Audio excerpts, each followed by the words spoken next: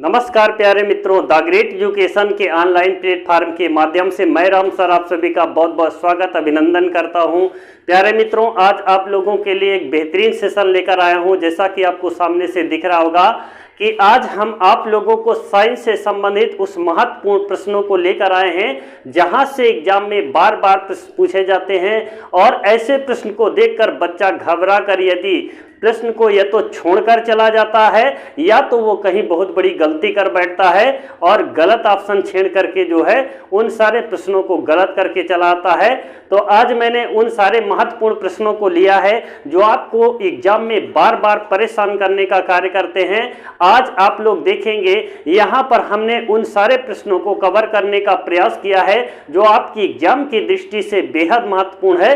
तो चलिए प्यारे मित्रों, हम समय को ना गवाते हुए अपने मंजिल की ओर चलते हैं और उससे पहले आप लोगों के लिए मोटिवेशन है।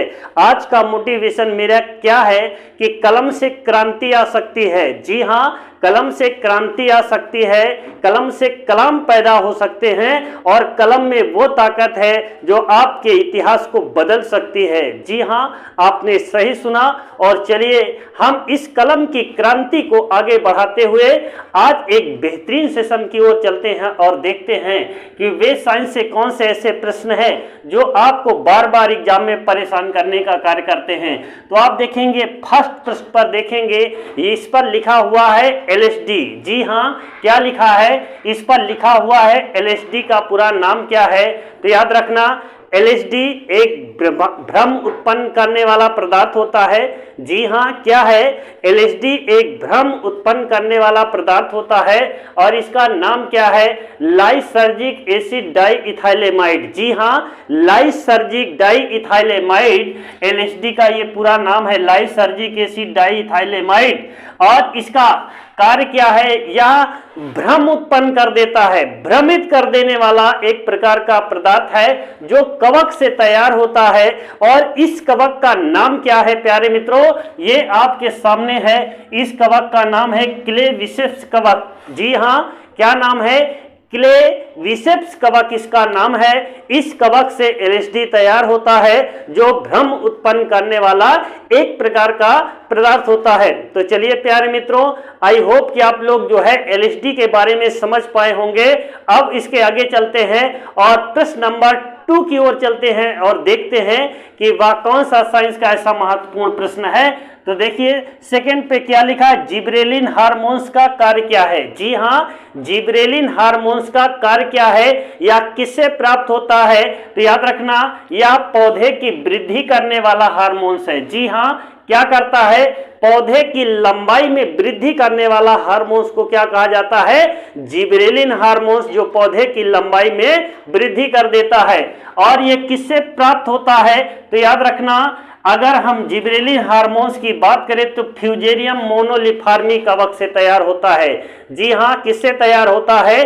फ्यूजेरियम मोनोलिफार्मी कवक से जो है जिबरेलिन हार्मोन्स जो है तैयार किया जाता है।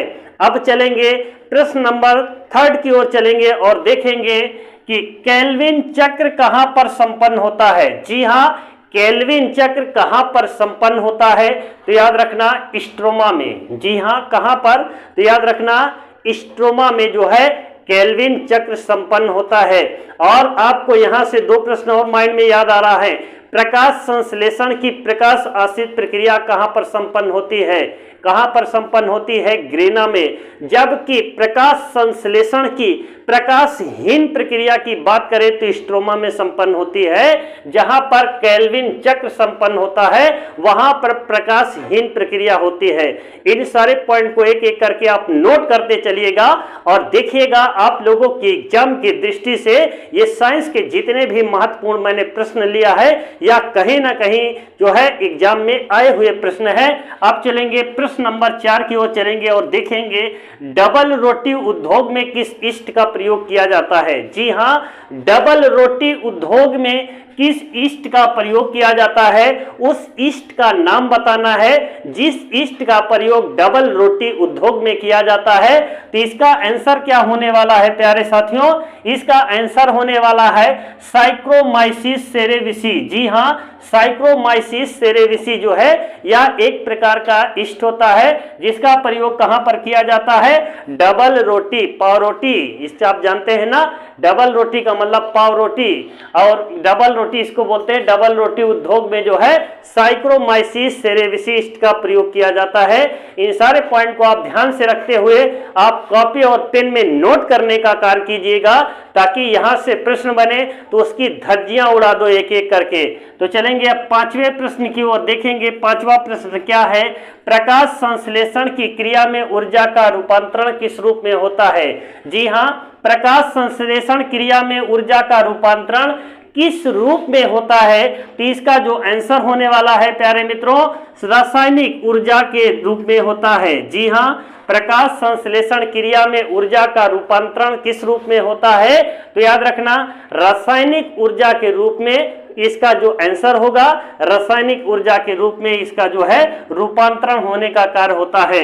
अब चलेंगे प्रश्न नंबर 6 की ओर चलेंगे और देखेंगे कि हॉट स्पॉट अवधारणा के प्रतिपादक कौन है। जी हाँ, आप जानते हैं कि हॉट स्पॉट क्षेत्र कैसा क्षेत्र है, तो याद रखना हॉट स्पॉट अवधारणा के प्रतिपादक की बात करेंगे तो इनका नाम है नॉर्मन मारियस। जी हाँ, नॉर्मन मारियस जो है हॉट स्पॉट अवधारणा के प्रतिपादक है। प्यारे मित्रों, ये सेशन आपके एग्जाम की दृष्टि से बेहद महत्वपूर्ण है और आप लोग कॉपी पेन को रखे रहिएगा और एक एक प्रश्नों को आप जो है नोट पेन बनाइए, नोट कॉपी बनाइए, उसमें जो है लिखने का कार्य कीजिए।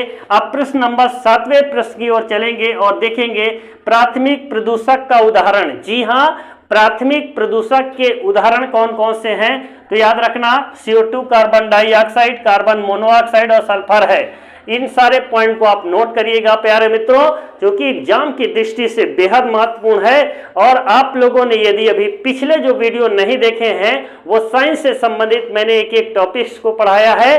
और देखिए ये ऐसे प्रश्न है, इन सारे प्रश्नों को हमने ढूंढ कर आपके सामने यहाँ पर लिखने का कार्य किया है, क्योंकि ये सारी इसकी सब टॉपिक्स है वो अलग अलग है और जो कि इस एग्जाम की दृष्टि से ये बेहद महत्वपूर्ण है। इसलिए मैंने इन सारे प्रश्नों को जो है ब्लैक बोर्ड पर एक एक करके करवाने का कार्य किया है। और लास्ट में आप देखिएगा यहां 8वें प्रश्न की ओर देखेंगे, ओजोन परत की मोटाई में कमी कब आती है। जी हां, ओजोन परत की मोटाई में कमी की बात करेंगे तो सितंबर माह से ये जो है घटना प्रारंभ हो जाती है। जी हां, ओजोन परत की जो मोटाई है सितंबर माह से लेकर अक्टूबर माह के बीच में इसकी मोटाई में कमी आ जाती है। ओजोन परत की मोटाई किससे मापा जाता है, डॉप्सन विधि के द्वारा। जी हाँ, ओजोन परत की खोज किसने किया था, याद रखना ओजोन परत जोसेफ फोरियर ने किया था और एक वैज्ञानिक थे, उन लोगों ने ओजोन परत की खोज किया था। ओजोन परत की जो मोटाई मापी जाती है वो डॉप्सन विधि के द्वारा। ओजोन परत का काम क्या है, सूर्य से आने वाली पराबैंगनी किरणों को रोकने का कार्य करती है, जिससे अगर वो डायरेक्ट व्यक्ति के तो शरीर पर पड़ेगी तो त्वचा कैंसर हो जाएगा। जी हाँ, ओजोन परत क्या करती है, सूर्य से आने वाली जो पराबैंगनी किरणें हैं वो एक तरफ से छाते की तरह कार्य करती है, वहां से क्या होती है वो छन करके जो है इनडायरेक्ट के रूप में आती है, इसलिए वो व्यक्ति को ज्यादा हानि नहीं पहुंचा पाती। फिलहाल इनसे काफी हानियां हैं और बॉडी के अंदर ये डायरेक्ट पड़ जाए तो तुरंत त्वचा कैंसर होने का खतरा ज्यादा अधिक बढ़ जाता है, बहुत जल्दी ही आपको जो है त्वचा कैंसर हो जाएगा।